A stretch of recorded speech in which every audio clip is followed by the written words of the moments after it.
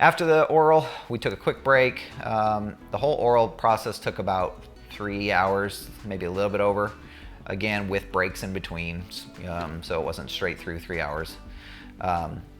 But we went out to the plane to pre-flight it. I put the amount of fuel in that I needed without putting the airplane over gross weight, and then we did the pre-flight together. Talked about the different antennas on the plane, so make sure you know what antennas do what on your airplane. Talked about what you're looking for as you go through the pre-flight, and that was pretty much it. He kind of watched me do it, asked me a couple questions here and there, asked me what documents needed to be in the plane and where they were, so I showed him where the airworthiness and the registration was. I gave him a passenger safety briefing, so I explained that I was going to be his pilot in command, and I used the safety acronym to give him a briefing. So seatbelts, how to use those, the air vents, how to use those, what we're going to be doing in a case if there's a fire. We don't have a fire extinguisher on board, but if you did, then you'd tell them where that was. The exits, how to work those, how to work the windows, and then asked him for his help traffic. So again, we're using safety. So T is traffic, talking about just saying, hey, be on the lookout for traffic as we're flying. If you see anything in our immediate vicinity, let me know. I'll just need your help with that. And then Y at the end of safety for questions, for his questions. So I asked him if he had any questions for me, and he said no. So it was interesting how at certain parts, he explained that he's never gonna ask a trick question or anything. Everything's at face value. And so that's good to know. And I think most DPs are like that, or at least hopefully. But there was just one point I was just so kind of anxious and just, analyzing every little thing I was doing throughout the whole process, that even something as simple as him asking, like, do you want me to get in first in the plane? I'm like, yeah, sure, go ahead, get in first. And he's like, okay. And I'm like, was I not supposed to have you get in first? I don't know, but either way, that was fine, and we both got in. So we got on the plane. We went through all the checklists. I had my checklists with me on my phone through ForeFlight when I was doing the pre-flight. Then I did my checklists on my iPad on my lap when I was doing everything else, and did my, engine start and all that. Also explained how the transfer of controls would work, a 3-way transfer, so your controls, my controls, your controls. We tested brakes right off the bat, after we got off the grass. I made a call before we moved that we were taxiing to the runway, because we're at a non-towered airport. And we taxied out. He told me to do a normal takeoff, and we did the run-up.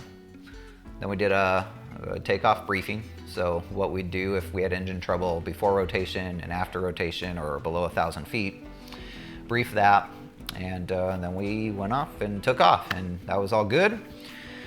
Climbed out of Twin Oaks, headed on my initial flight plan to Medford. So we were climbing up to 5,500 and checking out the waypoints along the way. I will say I wasn't as diligent, or I wasn't paying as close attention to my waypoints and calling them out as I should have been probably. But he kind of reminded me, just like, how are we doing on our waypoints? I'm like, oh yeah, we're good, we got this here and all that. And so again, he did a good job of prompting me to give the right answers and pay attention to the right things without actually telling me. We ultimately leveled off at 4,500 and we cruised along a little bit. He asked me questions like, so when it came time to divert, basically, he said, okay, so what if, because we get bad forest fires here in Oregon, especially in the summers and fall. And so if there was a bad forest fire in the Mount Jefferson wilderness area and it was blowing smoke from east to the west, and even though it was supposed to be a clear day, airports along our route are now reporting 2 miles visibility, heavy smoke, basically not VFR conditions at that point. And all the airports along our route have now been overtaken by it, and all the airports behind us that we just passed and came from are being overtaken by it. What would we do? And I said, well, I'd probably divert over here to McMinnville because it's to the west and the smoke hasn't reached it yet. And he says, perfect, go ahead and divert that. So I turned toward McMinnville, talked about just how far away it is, how long it's going to take me to get there, and how much fuel. I mean, it's like 4 miles away, so it was going to take 3-4 minutes, if that, and less than a gallon. So it was really easy there, but just going over those things. I pulled up the weather on the radio. I actually pulled up the weather from McMinnville, put in the frequency, and I just kind of kept going as if I'm diverting until he told me to stop. Although he did tell me that we were going to maintain our altitude at 4,500, so I never actually descended. So once we did that, he took the airplane and we put my hood on. Now, I've been training with just regular cheap foggles, and while they get the job done, they're not as limiting of a device as the more expensive view limiting devices. For some reason, I still don't know, my foggles were gone. Like, I didn't know where they went. Now, fortunately, I realized this before we took off, so I went inside to the office and I borrowed a set from Twin Oaks. But they were like, I forget the name of them, but basically, if you put your fingers over your eyes like this, your hands over your eyes, this is the amount of view you have. So they're really good, and he was really happy that I had those because he said those are the best ones to use for IFR training, which I agree. I'm sure they're great, and I'll probably use them for my IFR training. However, I was not used to those, and so it was a little disconcerting having that much of my vision obscured. And while I ultimately did okay with the hood work, it was really rough, and I was really having a hard time keeping it level, keeping altitude. He asked me to do constant airspeed climbs and constant airspeed descents, which I should have known because basically it's in the ACS there. But that's not something we actually practiced under the hood before. And so make sure you practice those, because when it comes to just doing turns under the hood and holding a heading and maybe doing a descent or a climb, it's one thing. But if you're not focusing on doing a constant speed climb or constant speed descent while doing a turn, while having a target altitude to level off at, I mean, that added a lot more to my plate than I was used to. So between the goggles and that, and just trying to do that, I was having a hard time.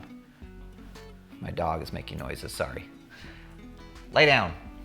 So between the goggles and that process that I had never practiced, I was having a hard time, and it was really, really draining on me. Now, again, I did it, and I felt good. I do feel good about how I did it, even though I was struggling the whole time. And obviously it was good enough for him, but just make sure you practice those. We did the unusual attitudes again, just with those goggles on. It was very difficult, but I mean, I managed just fine. And then we took them off, and I was like, oh, thank God. That was just looking around, seeing everything, getting oriented to where we were. He gave me a minute to kind of get my bearings, where we were facing, all that. And then we went into the maneuvers, and he asked me what maneuver I wanted to start with. I said, well, we'll start with steep turns, I guess. And he said, you sure you want to start with steep turns? You don't want to like ease into it with some slow flight and stalls? I'm like, I feel pretty good about steep turns. He's like, okay. So let me preface this by saying I did feel pretty good about steep turns. Steep turns I've never really had a problem with. I felt worse about stalls, particularly power-on stalls. Power-on stalls were something that I was just having a hard time with and practicing a lot of. So I felt better about my steep turns than my stalls, and so that's why I wanted to start there. Let me tell you, these steep turns were the worst I've ever done. And I was literally on the verge of panicking, not literally panicking, but panicking that I was about to fail. Because as soon as I went into the turn, like I did everything, I got leveled off, I picked a heading. As soon as I went in the turn, like I always do, I had a little bit of power, I did some trim, and usually that's fine. And usually on the left turn, I start climbing. So, but for whatever reason, at this point, doing this turn, I just started diving and my altimeter started going down. Have no idea why, but I immediately started correcting, pulling way back. And I mean, I had that nose higher than I've ever had it before in a steep turn, just to maintain and gain my altitude back. But I was like freaking out that I was about to bust my 100-foot minimum. Managed to keep it in there, bring it around, held 45 degrees, and then I was afraid I overshot my point. And I think I did a little bit, but I brought it back. And it was just the worst steep turn. I was so pissed at myself, and I was sure that like I just failed, because he told me initially we're gonna do one to the left, one to the right, but he said, you know, level off, hold it for a few seconds before going into the right one. I said, okay. When I leveled off after the left one, it was about, you know, getting ready to go in the right one. He says, okay, don't worry about doing the right one. And I was, and you know, in my mind, first of all, I'm still like just yelling at myself for just that horrible performance.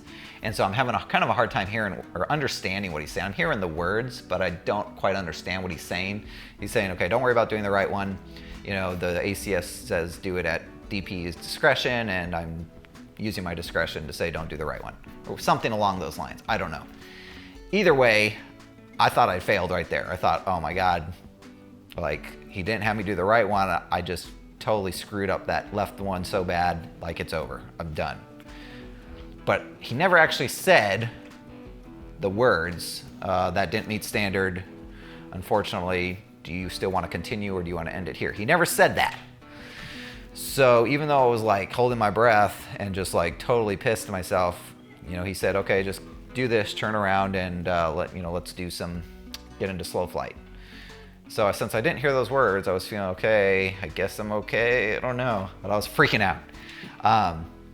So anyway, turned around, we got into slow flight, and we got into slow flight in the landing configuration. Did some, I forget if we did, I forget if we did climbs. And yeah, I think we did do some climbs and descents in slow flight, I think. I don't remember, but we certainly did churns and just controlling into slow flight. Then he had me recover from slow flight. So I recovered just fine. And then he said, okay, I want you to perform a landing stall, or a power off stall in the landing configuration. So I configured again essentially for landing configuration. I told him I'm going to descend at 70 miles per hour until we hit, oh wait, I skipped a whole bunch of stuff. So hold on. Before we did any of that, we did emergency procedures. So after my hood work, we talked about things like what happens if you see your oil pressure gauge kind of dipping down and wiggling, but the oil temperature is staying the same and not moving, and it's doing that for several minutes. I said, well, most likely it's probably an error with the oil pressure. He said, okay, well, what if the oil pressure starts rising and getting to red line and beyond fairly quickly? I said, well, at that point, there's probably either excessive oil consumption or there's a leak somewhere. We're probably at risk for an engine fire, and we need to land as soon as possible. And he said, okay, well, look outside. There's smoke coming from the engine. We're on fire. What are we going to do? So I cleared the area first. I made sure, I looked down. We were still at 4,500 at this point. Looked down, made sure the area is clear. And I said, okay, well, we need to do an emergency descent. So I said we need to get down as soon as possible, and we also need to try to get this fire out. So I told them I would pull the mixture, I would turn off the fuel, which I did not do, but I told them I would if that was the case. And I pulled the power to idle and banked it at 45 degrees, put the nose down to an airspeed of 120 miles per hour, which is VNO and the Cessna 150. So I kept it between 110, 120, between 30 to 45 degrees of bank, and descended down to about, I don't know, I forget where we leveled off, 3,000, something like that. Did that. He said, okay, fire's out. I leveled off. And he said, now you don't have an engine, so what do we do? So then we went into emergency landing. Did all the things. At first I was like, okay, I'm going to first get glide speed, of course. I'm going to pick a landing spot. I found a field, and I said, okay, now I'm going to try to restart. And he's like, you're going to try to restart an engine that was just on fire? I'm like, oh wait, no, I would not do that. I I forgot that it had been on fire. So never mind, I'm gonna secure the airplane. It was already secured. I secured the fuel and the mixture. And I'm not restarting it, but called 121.5, mayday, mayday, mayday, squawk 7700. And then I made a descent down towards the field. I was really afraid that I was too high and overshooting the field. I was like in 20 degrees of flaps, full on slip to the field, and I was not losing the altitude that I was hoping to lose. And I was really afraid at that point that he was just gonna say, "Are you gonna make this field?" And I would have said yes, but I was afraid he was gonna say, "You think you're a little high and you failed." That was what was going through my mind. Fortunately, the next thing he said was, "Okay, go around." I was like, "Oh, thank God." And I went around and that was done. So, so we did that, climbed up to 1,000 feet AGL, or sorry, 1,000 feet MSL, 800 feet or so AGL to do ground reference maneuvers. We did turns around a point. I picked a spot, did that, and that was fine. Then we climbed up and did the other maneuvers. So skipping forward past the steep turns and into the slow and through the slow flight into the stall. We get into the landing configuration for the stall. I told them I was going to descend down to, I think we were at 3,500. So I told him I'd go down to 3,300, level off for my imaginary runway. He said, "Cool." I did it, did the stall, no problems. That was great. He said, "Okay, now see a power on stall." And I said, "Okay, I'm gonna get the airplane configured first." He said, "Great, you're pilot in command, do what you need to do." So first I did another clearing turn just to basically turn around and clear the area. Got into slow flight in the takeoff configuration down to rotation speed, and then power on full into a climb and did the power on stall. That was fine. The other thing I'll mention too is he was constantly asking me for all of these maneuvers to tell him what the spot was I was going to pick on the horizon as my reference point. And I mean, yes, you should always have your eyes outside, and I always have, but I was used to picking spots on my DG, on my compass, not necessarily picking a spot outside. I would pick spots outside if it was like a clear day and there was a mountain out there. However, all we really had yesterday was a bunch of clouds along the horizon, and it was hard to pick out a unique enough feature that I felt confident in seeing it as I was doing steep turns and everything else. So that kind of messed me up a little bit because I was like trying to choose clouds, and I don't know, but either way, just be used to picking things out there on the horizon to use as reference, because it is a good way to help keep your eyes out the airplane, first of all, and I guess it might look good on your Checkride, but either way, that kind of messed me up just because I was used to using the DG and my compass for my headings. And I did both yesterday, ultimately. I tried to look outside, but I also referenced the compass. So did the power on and off stalls. After that, now that I'm thinking about it, the order that I just talked about, we might have done it in a different order. But either way, all those things happened. And then, unless I'm forgetting one that we did, either way, we headed to McMinnville to do the landings. And he just said, well, technically said, go to whatever airport you want to do the landings. I already told him we were going to McMinnville. So I got the weather at McMinnville, dialed it in, called it that we were 5 miles out. And he said, start with a soft field landing. So I said, okay. Came around, got into the pattern on the 45, and came in, did my soft field landing. Wasn't so soft, but it wasn't horribly hard either. I mean, it was medium. Certainly not as soft as I would have liked it to be, but I did manage to keep the nose wheel off the ground, which is the most important thing. I didn't use the brakes until he told me to use the brakes. And I hit my spot. I mean, at least good enough for him. I told him I was aiming for the second stripe, and I don't know where I came in, but I didn't come short, so that was good. And really, he emphasized hitting your spot and coming in short. He only emphasized it on the short field. And even though the ACS says that you need to do it within 400 feet for the soft field and the normal landing, and that's what I was still doing, he never really emphasized that. So I don't know if he was as concerned with those or not, but Either way, he really just emphasized it for the short field, and I still aimed for 400 feet on the other ones too. So we did the soft field. Wasn't the best, but you know, he didn't say that I failed, so we went on, taxied off and taxied back, and we did a soft field takeoff. Probably one of the worst soft field takeoffs I've done, simply because we got way off to the left side of the runway. I didn't even know we were going that way, but he gave me some good feedback about it afterwards, and after the whole check ride was done. So anyway, we got up, got it done, came back around. He said, okay, do your short field. I said, okay.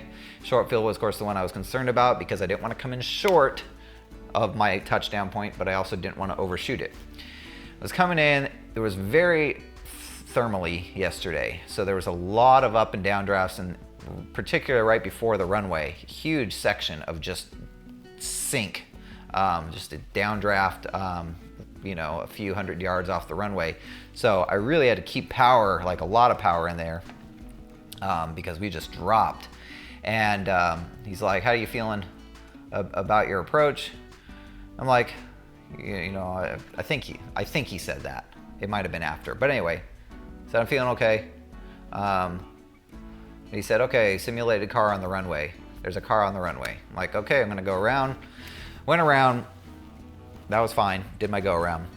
Came back around, he said, okay, I'm doing the short field again. So doing the short field landing, and came in full flaps, again, a lot of power because the sink rate, and I managed to touch it down in the 200 feet.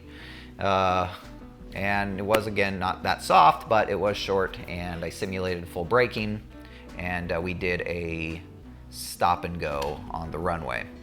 Tomorrow. Back on day 2, yeah, I realized just at that moment that I had 5 minutes before I needed to leave to go to work, and so I had to tear everything down and start again here.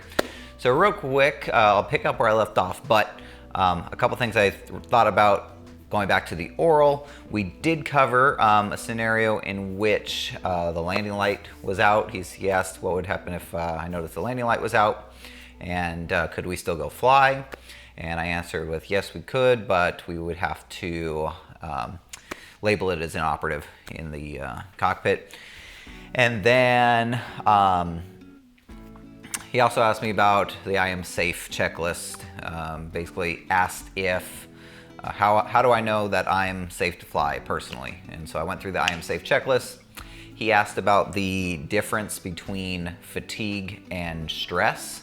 And basically I just said, well, fatigue is a physical exertion or exhaustion, and stress is more of a mental exhaustion. So, so those are things that we covered also in the oral that I didn't mention. So going back to the flight portion, we did the short field landing. I managed to put it down, I mean, obviously within standards as far as he was concerned, and I'm pretty sure I was within the 200 feet, although it wasn't too pretty. But I managed it, and we did a stop on the runway, stop and go. So from there, we did a short field takeoff from the runway straight on. After that, we decided we only had the normal landing with the forward slip to do. So we decided to go back to, he asked me if I wanted to do it there or go back to Twin Oaks, and I said, oh, might as well head back. I didn't want to do any more flying once I was done. So we went back to Twin Oaks. Not much, let's see, I'm trying to think if we talked about anything specifically on the way back. It was about 15 minutes flight back. I mean, we talked about just, we had a little chit chat, but I'm trying to remember if he asked me any questions. I don't think he asked me any questions at that point. However, I do remember earlier in the flight, he did ask me a couple questions about frequencies, lost procedures, and I forgot to talk about that. So what do I do if I'm lost? I just said things like, well, first look out the window, try to find any landmarks that I can recognize or identify on a sectional chart. Because I have my iPad with ForeFlight, I said I could use that and see where I am. I also have the GPS in the plane. I also have my phone as a backup for ForeFlight, or yeah, backup to my iPad. But if all three of those were to fail, the GPS in the plane, my iPad, and the iPhone, and I couldn't find my, get my bearings with a paper map, then I said I could call either ATC or approach, and specifically call on guard at 121.5 if needed anywhere in the country. Get back to Twin Oaks, we enter the pattern. Oh, he did just ask a question as we were approaching the Newburgh VOR. He said what hazards might be around there, and I said, well, IFR traffic could be a hazard, and he asked when I thought, or where, and in what circumstances did I think the most mid-air collisions happened, and I knew they happened on clear days, like it was yesterday, clear, daylight hours.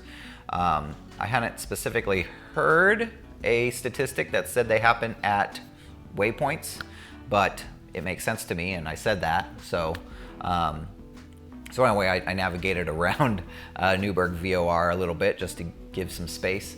Came into Twin Oaks, we got into the pattern, and I needed to do the forward slip. So I just did that, no problems there, came in for a normal landing, set it down, again, not very pretty, but good enough. Taxied to fuel, parked it and turned it off. When we were finished, he asked me what I did to, when I'm done, turning off the airplane and everything, and I think he was just looking for me to say post-flight. I didn't use those words specifically. He asked me what I do. I said, well, I make sure everything's off, magnetized everything, and then I give the plane a walk around and kind of do an abbreviated pre-flight. And so he said, so basically you do a post-flight. I'm like, yeah, I do a post-flight. And just check the airplane, make sure everything's still working, and nothing happened while we were out there. And of course, tie the airplane down and make sure it's secure. I ran my checklist, my post-flight checklist, and all that. That was one thing I'll say overall that was not hard for me, but I'm used to using flows, and I'm not as used to using checklists at every point throughout the flight.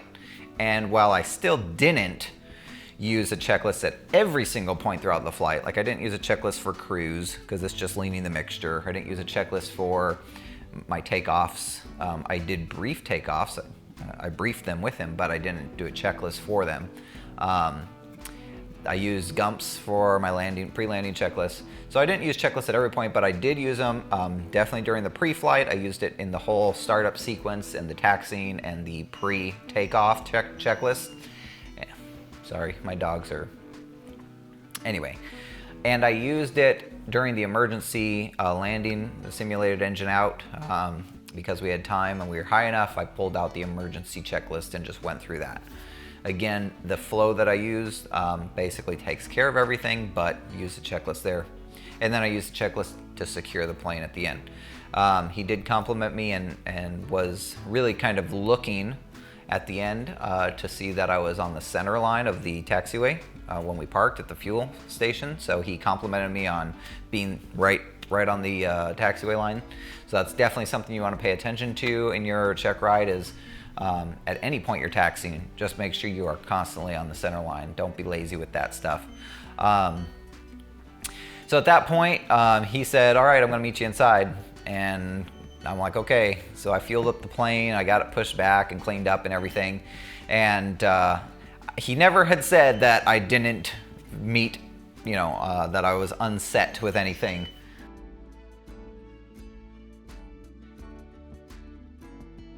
So he never said that I was actually unset with anything, so I was taking that as a good sign, like no news is good news, but he never actually said I passed yet either, so still a little bit on edge and anxious, but Emily Stark came out as I was putting the plane away, asked how it all went, and I'm like, well, I think it's good, and I'm like, he hasn't said anything one way or the other, and she said, well, if he didn't say that you failed, then you passed. And she took my photo in front of the plane. Thanks for the photo, Emily. And once I went inside, we sat down for a debrief, and he asked me, he said, so did I ever tell you that you didn't meet any expectations? I'm like, no, I didn't hear you say it. And he's like, well, then you passed. And he slid over my temporary airman certificate. So at that point, I could take a deep breath, breathe a sigh of relief. We debriefed a couple things. Overall, he seemed happy with what I did. Certainly happier than I felt about what I did. And you know, he gave me some good pointers on just some things he noticed and things that I can work on. One big takeaway, which I already was planning, you know, it was already my mentality, but that he did mention was that, you know, from here on out, so many people will say, okay, I'm done. I got, you know, the rating. And when it comes to like landings and just overall kind of accuracy and, you know, attention to detail, but landings specifically, they're like, oh, I could just do regular landings and just land wherever I want. And people kind of stop focusing on those spot landings and actually putting the airplane down where they want. So he encouraged me and said, hey, you know, there's no such thing as a regular landing from here on out. You know, always be choosing a spot and aim to hit that spot. And I said, yeah, that's great. You know, I was planning to do that anyway, because that's certainly something I need to work on. And I know that for future ratings, like commercial and CFI, that the margins for error are much less. So I'll definitely be working on that. But yeah, we had a great debrief, and I thanked him, and that was that. And so I'm a fully certificated private pilot. But yeah, the whole day, 6+ hours, I was just kind of on edge and just anxious. Again, I wasn't nervous, no butterflies or anything like that. I just was anxious and analyzing in my head every single thing I was saying and doing, because I was so afraid that I was going to say or do one thing either incorrectly completely or marginally incorrect, or open a rabbit hole that would cause him to dive deeper down. So I tried to be very precise with everything I did and said, and just so I wouldn't do one stupid mistake that ruined the whole thing for me. So I hope that's helpful to all of you out there who are studying and working towards your private pilot, or you know, whatever Checkride, any Checkride you're working for. But you know, I think private's certainly the first and the most difficult, because you really don't know what to expect. And I certainly did not know what to expect. As you know, ultimately everything I saw with YouTube videos and heard from other people tended to be accurate, but still it's, again, something that's just a little bit mysterious before you get there. So I hope this helps you kind of understand and know what to expect. And please leave comments down below if you have any other questions for me, or let me know how your check ride went and if your experience was similar to mine.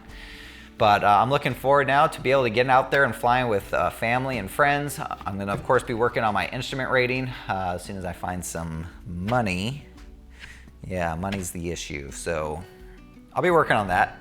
But instrument is definitely next, followed by commercial and ultimately CFI. I want to get there, and then, you know, probably do a multi-engine after CFI, because while I would love to fly multi-engine aircraft, one, this is A-cell aviation, not M-cell, and two, I want to, you know, spend that money to get to the CFI before I worry about any multi-engine stuff. So that's what's next for me.